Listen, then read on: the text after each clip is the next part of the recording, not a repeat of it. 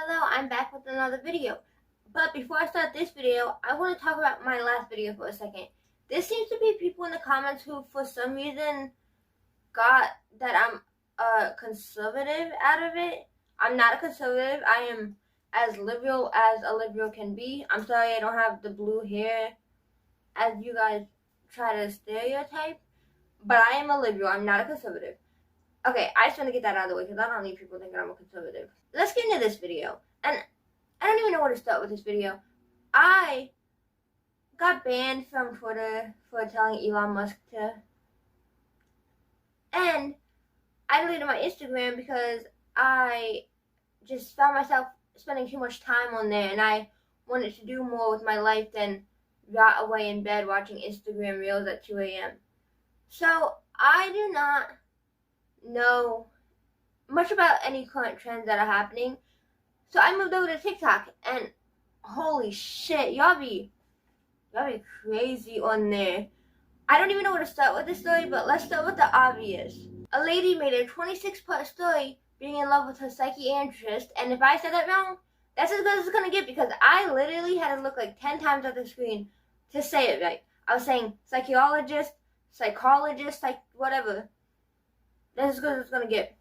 Take it or leave it. So, starting off with part one of the story that I have a lot to talk about. I fell in love with my psychiatrist and he knew that, and he kept me for years as a patient until I was brave enough to leave him. I want to talk about it.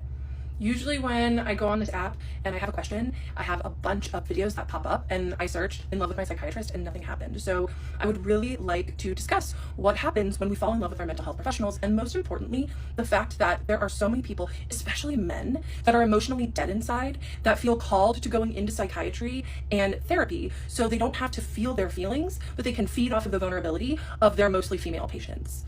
What do you guys think? You want to know what I think, Kendra? I think you are rightfully talking to a psychiatrist. I said it right that time, I'm pretty sure. But I think you're fucking delusional just from that video alone. But you might think I'm being too harsh on her. Oh, maybe something happened. Maybe he took advantage of her. He doesn't.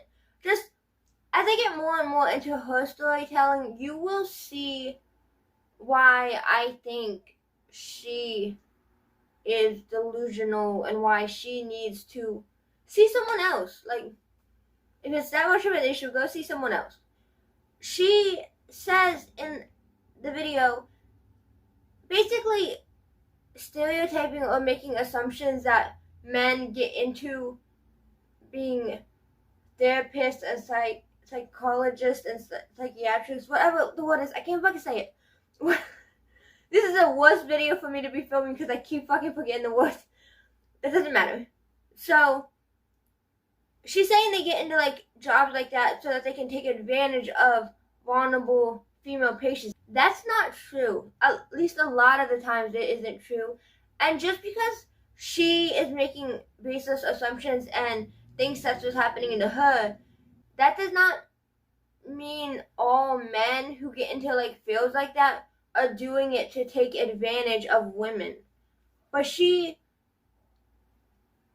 has this notion about what happened, but at the same time, she's not really saying much about what happened. At least nothing that makes you feel bad for her or feel like she's in the right. Let's get into the second video she posted so you can get more of an idea of why I'm saying all this. Yes, I told him often that I had a crush on him, told him all the time that I thought he was attractive, and he just would smile and not say anything because he was the king of plausible deniability.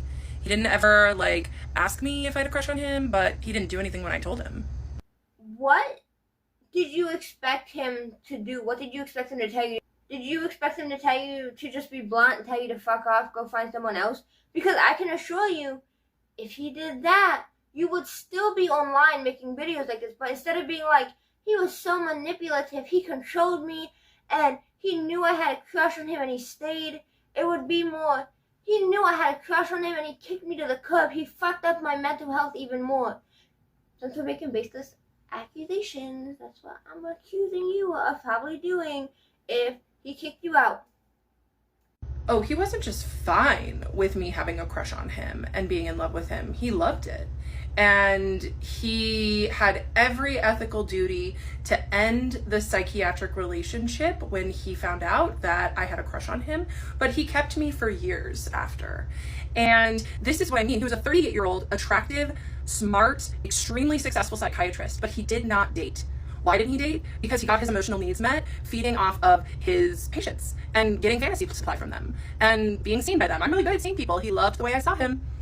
It is a crazy story, and I can't wait to share it. This is part 3 of the series, and this one bothers me a little more than the last 2 because how did you know he didn't date? Did he tell you he didn't date? Because I'm not in that field. I'm a warehouse worker.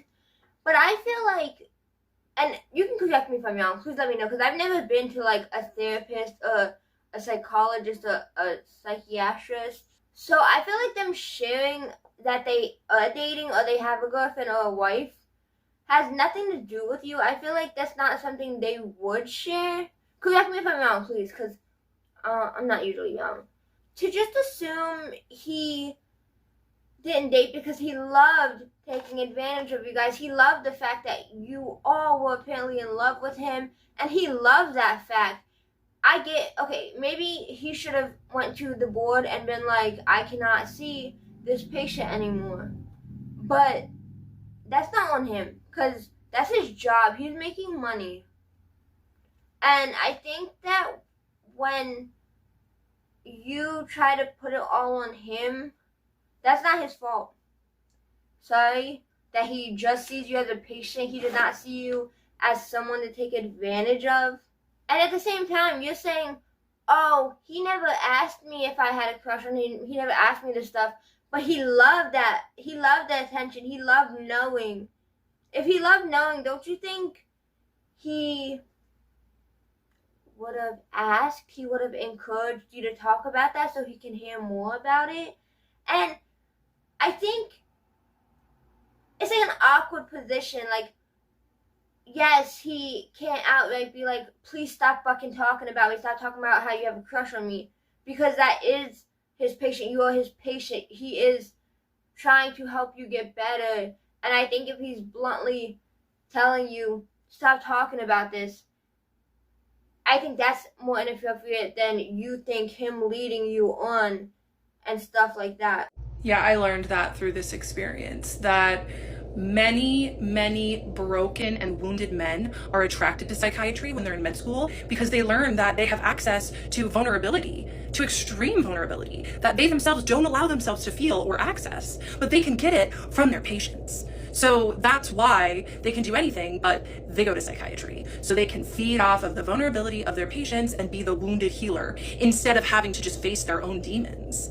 Yeah, I will not be seeing another male psychiatrist again. I want to once again remind you, this guy did nothing wrong. This guy did not hit on her. He did not sleep with her. He did not do any of that. He just listened as she poured her heart out about how in love she was with him and did not say anything.